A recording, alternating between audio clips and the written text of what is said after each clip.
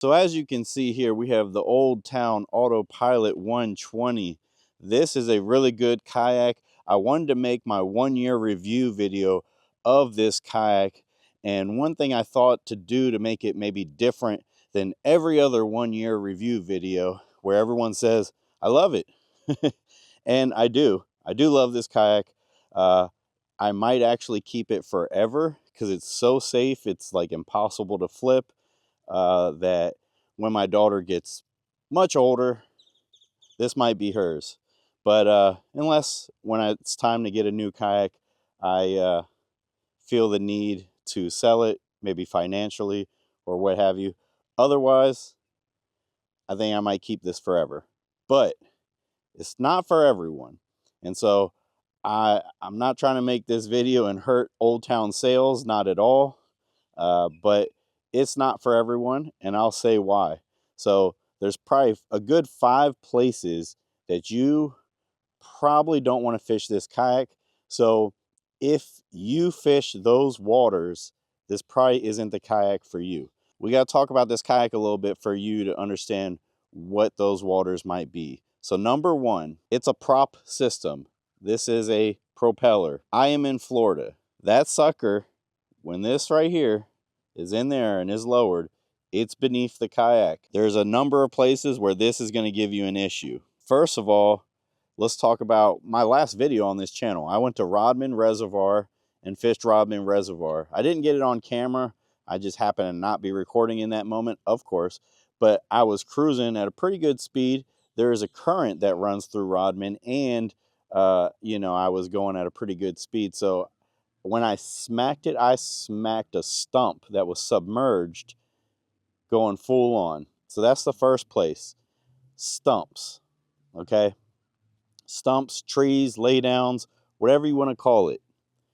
You're gonna hit those. We probably should add rocks as well, because I don't really think about rocks too much down here in Florida, but I used to live up on the Potomac. Well, I went to school on the Potomac, Shepherd University, and used to go down there and fish all the time. And I can't imagine bringing a kayak like this through there without smacking it good. And you can see right here, this pin, it's actually bent now. I hit it good, and it won't come out. I'll probably be able to get it out, but it's going to take a good bit of work. It's bent pretty good, and it's already showing an issue because that pin rests in that slot right there, and one side is up. So if this right here backs off just a tiny bit, the propeller's not engaging and it's not turning. So the solution while I'm on the water is to just pull it up, tighten that down, make sure it's aligned up with that pin, and keep on rolling. Now, this could have been a much worse problem, but you can see this isn't a simple like, oh, just have a replacement pin and then, replace it on the water, because you can't get it out. It's wedged in there, So this could have been a bigger problem. So I'll just say that, if you want to fish stump fields and lots of rocks and stuff that's submerged, you're not going to see that ahead of you until it's too late a lot of the times, especially in this darker stained Florida water. Unless, you got live scope and you can kind of see ahead of yourself and you want to play that game, by all means. But I'll say rocks and stumps, trees, laydowns, first place, you probably don't want to fish this. Now, if you have an area that has that stuff and you fish on the outside of it, which a lot of people do, sure. But there's so many in Rodman, you don't really know where they are. I'll just be honest with you. And I've been in a big river and stuff like that where I'm in 30 feet 1 second and the next second I hit a freaking tree stump that clearly used to be a tree because it came all the way up to like, 31.5 feet, And so just something to be mindful of. And then 2 is probably the one that gets the most talked about here in Florida because we have the most vegetation out of anywhere in the country. And most people say, you can't fish these prop kayaks, not just Old Town, but just prop kayaks in general, that well in Florida because they don't do well in hydrilla. Technically, they don't do well in eelgrass. They don't do well in lily pads. They don't do well in any vegetation. Um, Heck, you'll be cruising one time and you're in open water and you hit just the smallest sliver of a piece of grass and you go, oh, I got something on the prop. You lift up the trolling motor and you pull a single small little strain of grass off there and you're like, that's what was slowing me down. So like, you definitely can't really go through a lot of grass. Now if you like to fish offshore, if you like to fish the outside grass lines, you like to fish submerged grass, submerged vegetation, that's the sort of stuff that I usually find my bigger bass anyways. So I don't have live scope. Live scope would help me a ton on this kayak. But I do pretty good. I've caught in the last year, I've caught at least 3 bass over 8 pounds I can think of off the top of my head. And that's just from staying on the outside edge of grass. And so you don't have to go back up in stuff to get some big bites. 2 of those I caught out on Lake Kissimmee, and I was going to talk about that in a video, how old towns are good on Lake Kissimmee, which is one of the best places to fish in Florida. And then someone just won the Bass Nation tournament down here on Lake Kissimmee with an old town. So these kayaks are still good. Like, don't think, oh, if a lake has grass, you can't fish it. No, no, no, no, no, no. It's just how you fish the lake. So there's some boat ramps where, you know, you have to go through vegetation, especially down in here in Florida in the summer months. It warms up, the vegetation grows, it gets pretty wild. And you got to paddle through that stuff. So like, if you're willing to do that, you can still fish these lakes that are known for their vegetation. Orange Lake, I fish that. I have some success out there. Most recently, I didn't have the most success. I lost a giant out there, which, man, that would have been nice. But it was a big one. And yeah, so you can have success fishing vegetation. Orange Lake definitely known for having a lot of hydrilla. There's a lot of vegetation out there. But you fish at the right time of year and stuff like that. You have to be mindful of it if this is the route for you. Okay, so what's the third thing? Well, the third thing I wasn't really going to consider a thing, but I've seen people online talk about. Chad Hoover talks about it. I've seen other people talk about it, how they like dragging their kayak through the woods for a mile and they like, you know, throwing it on a dolly and just going. This thing's kind of a beast. I don't think this is really meant for that. Now, I think I could get away with it. My shoulders would regret it the next day, you know. It was a bad day, a bad decision the next day, but I don't think that's for everyone. And I don't really know any places that are worth doing that. And we got a lot of sand. You can kind of see right there. The ground isn't dirt down here in Florida. It's sand. So like, I don't think I'm going to take this on a hike. You know what I mean? It's a big chunk of plastic. Uh, I have a giant trailer that's intended for kayaks even bigger than this. So that will help me, but that gets heavy when this is on there, you know? So I, I just, if that's your plan, you want to just throw this, you know, on a dolly and run it through the woods out to some secluded areas and stuff like that. That type of kayak fishing really is not this. Okay. So that's the third thing. The fourth thing, I'll say, just like really skinny water, really shallow water. And that's another thing. A lot of people get in these kayaks. This is a $4,500 kayak without a battery that costs almost $1,000 and this and that and blah blah. I mean, it's $4,500 just for the kayak with the motor. And so that's expensive. Now, it's made out of a good plastic. I think it's going to stand the test of time. These kayaks came out in 2020. People have been just putting them through the ringer, and they're still going strong. Love what Old Town has done here, but it's not for everyone. And so, skinny water, I don't think this is going to be your move. You're going to that prop is going to be tick tick tick tick tick tick ticking that ground, if not hitting it and stopping. and you're just gonna you're gonna end up having to paddle. You know, if you want to be in skinny water, you're looking at a paddling kayak. Now I will say this paddles a lot better than people give it credit for, and maybe I'm biased because I do come from a Johnny Boats Bass 100. That was my kayak prior to this one. And that's like $1,000 kayak. And when you paddle that thing, it's like paddling a boat that's anchored into the ground. It sucks. It sucks so bad. I had to paddle that sucker like 3+ miles one time in current, and that's what it felt like. And it was rough.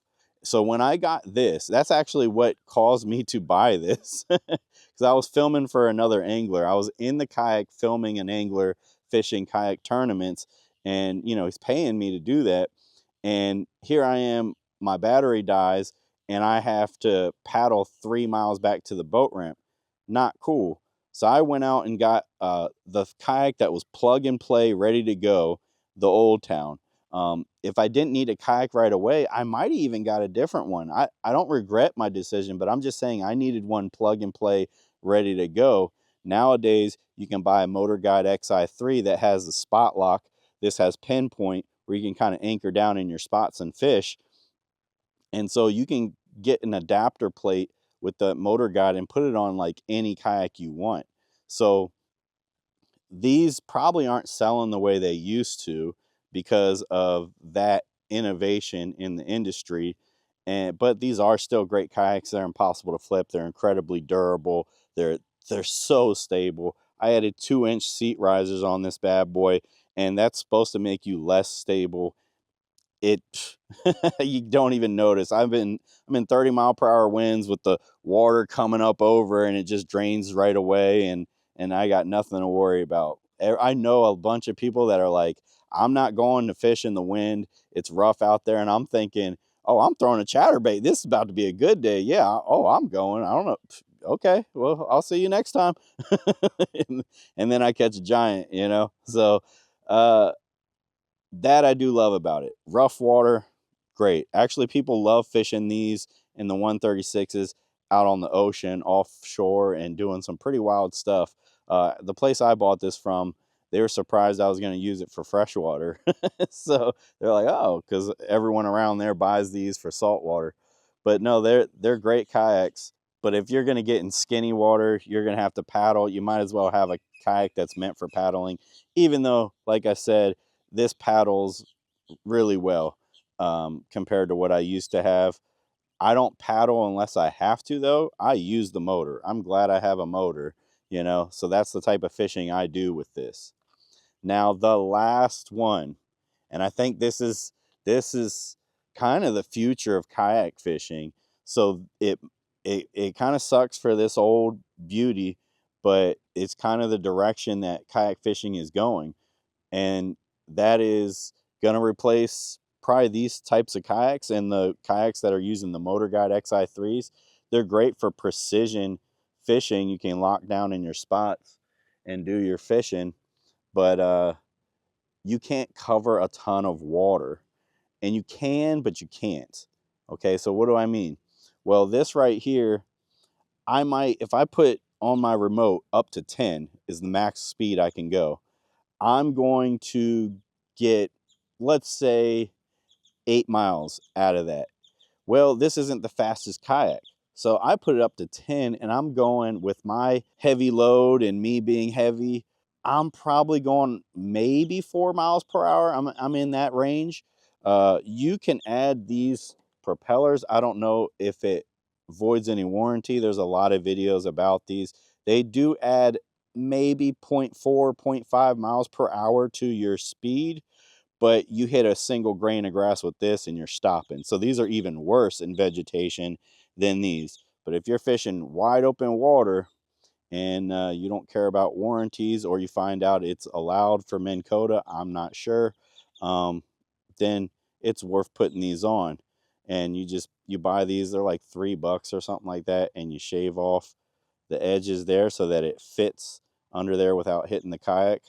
People have varying amounts. Some people say they get a whole mile per hour faster. I don't think that's correct. uh, they must have measured with wind in their back and didn't really do it accurately. I've seen other people say 0.3 miles per hour faster. uh, I'm not sure if this voids a warranty, so let's just say a buddy of mine says about zero point 0.4, 0.5 miles per hour faster. So it's going to make you a little bit faster. It's worth $3, depending on how you feel about warranties and what have you. So at that speed, let's say, just say you're going 4 miles per hour. If you're trying to fish bodies of water that you like, big bodies of water, and these are good on big bodies of water. They're good in offshore. They're good in big waves and stuff like that, but they're not going to cover a ton of water. So if you got it on full throttle and your spots are 4 miles apart, you know, you're going to go hit all these main points on this lake. You're going 4 miles. That's going to take you an hour. Then you fish it. Then you go to the next one and you fish it. You're going to drain that battery pretty fast. It might only last, depending on your load and the stress you're putting on the motor, going through grass and what have you, and the weight. Hold on a second. There's a really loud helicopter going by. But depending on your weight and, you know, any resistance in the water and stuff like that, it's going to dictate how far you can go before you kill your battery. So you don't want to kill your battery and be stuck out in the water. Even with 100 amp hour, I've killed that many times out on the water. Now, I usually bring a heavy load. I myself am heavy. And then on top of that, there's vegetation and stuff like that. So you're fighting that. There's usually wind in Florida, so you're fighting the current. So all these things are making your motor work harder and killing your battery. That's my understanding of that. All I know is I've killed a 100 amp hour battery many times. People used to say, oh, you just get 100 amp hour, you'll never kill it in a day. That is not true. I kill it all the time. So I bring extra. I bring more than 100 amp hours. And I'll say that if you tone it down, if you don't go full throttle at 10 and you go to like a 7 and say you're going 3 miles per hour or 2.8 miles per hour instead of 4, you'd be surprised. You're gonna get like an extra, I don't know, 5 miles of cruising around just by not going full throttle. But it's gonna take you longer to get to spots, and you're gonna be able to fish a lot less. And so if you want to hit a bunch of spots that are really far apart, you're gonna have to go full throttle, which means you might have to bring extra battery, which might means you're going to be weighed down even by that extra battery. It's not ideal. Nowadays, people are putting these torpedoes on the back and these electric 3 horsepower motors on the back of their kayaks, and that will plow right through vegetation, and it will get you going a lot faster, and you'll get to spots quicker. But then when you get there, you're not able to fish as efficiently as you are with this. That's true. But some of these kayaks, they're putting that on, you know, pedal kayaks. And so there's still a place for pedal kayaks. I don't know why people are saying pedal kayaks are dead. Maybe because the sales have dipped, because the Motor Guide XI3 is making it so you can have like a Old Town Autopilot 120 on different kayaks pretty much, or 136. That could be a deal breaker for you. I think the future is going towards uh, people having either pedal kayaks with, you know, the Torpedo 1103s. You know, you already see that people fish in these tournaments that have that setup usually are at an advantage, especially on these bigger lakes, over other kayaks, because they can fish so much more, they can cover so much water. You can really have a bad day in a kayak if you're only going to fish a certain area and they're just not biting in that area, or you didn't pre-fish and you don't know about that area. It's hard to have a good day sometimes you're just going to strike out. And so being able to adjust and run to a different part of the lake is huge for people. Now that is more expensive, but I think that's just the way everyone kind of wants to fish now. And if they can invent a way that motor on the back scoots, you know, it has that 3 horsepower scoot, and then when you get there, it has the precision of this, that's the future. Everyone's buying that. because these tournaments only allow one motor. But maybe we'll make another video talking about that. But hey, I hope this was helpful. These are great kayaks. I've caught a number of big bass in the last year on this. It's been a lot of fun. I'm probably going to keep it forever. Not trying to bash Old Town. Heck, I'd love for them to oh, that's another thing. I'd love for them to you know, at least I'd love to be on their radar as someone to potentially be an influencer for them, because I mean, heck, I love canoes and everything. But these kayaks, I feel like they were so smart by giving away these kayaks. I just want to say that real quick. Now, whoever had to pitch that to the boss or whatever might have been a risky pitch, because if you're not familiar, back in 2020, all the influencers were getting hooked up for free with these and the 136s. They were giving them away to influencers. And what would happen is people would see everyone's using these kayaks everywhere you see. So it's like subliminal. Even if they're not making videos where they're telling you, you got to go buy this kayak, oh, how great this kayak is. Even if they're not making those videos, if everyone you're watching is using those kayaks, you know that's the kayak. So I feel like that was brilliant.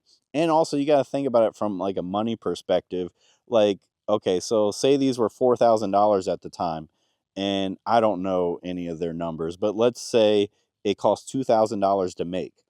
Well, if you give one away to an influencer, you're out $2,000. But if that influencer convinces one person to buy this kayak, then you already broke even. So there's $2,000 for to make the next one, so 4,000. But then you sold it for 4,000, so you broke even with one sale. So I just feel like the amount of times I probably saw this, and I fished with people that had this kayak down here in Florida and stuff, and it was plug and play. I knew so much about this kayak before I bought it, that it was definitely on my list of front runners for this kayak. And so, yeah, I mean, I think it contributed to a lot of their sales. And so I just think that was pretty brilliant. And I think that's really helpful for us influencers, because like myself, I'm a small influencer, so I don't make much money at all doing any of this stuff. It's more to help people and stuff like that. So to see a company give back and do it in a way that's still going to help them, I think that was absolutely brilliant. So I do want to say that, because I know this video seems like I might be pooping on them a little bit. Not at all, not at all. There's not really, I mean, I've heard a lot of people say nowadays you got to have 2 or 3 kayaks, depending on what type of waters you want to fish. And that sounds crazy to me, but I understand why they're saying it, because like I said, there's a number of waters that I think that this isn't your best option. If you live right next to Rodman and that's what you're going to fish, maybe this isn't your best option, you know. But at the same time, most people don't want to, pedal and don't want to paddle anymore. So the future is motors, in general. So I do say, it is what it is. You can't please everyone with any design. But this serves a big gap in fishing, and it's still relevant today. Maybe I'll make my 1-year review video, but I just want to make sure I end this saying some positive things, because I do love this kayak, and I'm gonna fish with it for a while. I've caught some good bass on it. I've caught, you know, some good bass on it. You know, 3 at least I can think of that are well over 8 pounds, and then quite a few, just below 8 pounds, that I can't really recall too well right now, but I know I've caught quite a few there. All right, that's going to be it for today. Hope y'all enjoy this. I'm out. Peace.